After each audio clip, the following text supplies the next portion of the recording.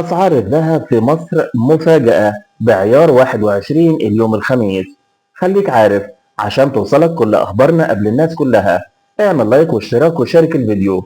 النهاردة معانا تقرير جديد عن أسعار الذهب في مصر، واللي بيدور عليه عدد كبير جدا من الناس كل يوم، خصوصا بعد الارتفاعات الكبيرة اللي شفناها في الأيام اللي فاتت. سعر الجرام الذهب النهارده الخميس 15 يناير 2026 في الفترة المسائية وفق آخر تحديث.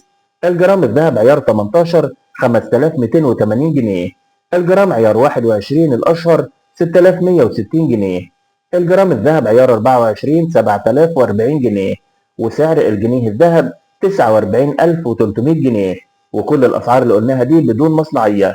الأسعار دي بتعكس ارتفاع مستمر في سعر الذهب داخل السوق المصري خلال التعاملات النهارده مقارنة بالفترة اللي فاتت، وده بيخلي الذهب موضوع اهتمام كل اللي بيحافظوا على مدخراتهم أو بيخططوا لشراء قطع ذهب جديدة.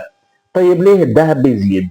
الأسعار في مصر عادة بتتأثر بالسوق العالمي للذهب نفسه، وسعر الدولار مقابل الجنيه، وحالة العرض والطلب داخل السوق المحلي.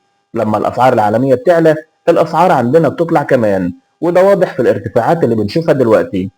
نقطة مهمة للمشترين: الأسعار اللي اتذكرت دي بدون أي مصنعية أو دمغة، يعني السعر اللي ممكن تدفعه فعليا في محلات الصاغة هيبقى أعلى من كده بقيمة من 120 جنيه حتى 250 جنيه في الجرام الواحد، أو أكتر حسب التصميم وجودة الشغل. نصيحة لو ناوي تشتري دهب دلوقتي: راقب الأسعار يوم بيوم قبل ما تقرر، لأن السوق بيتغير بسرعة.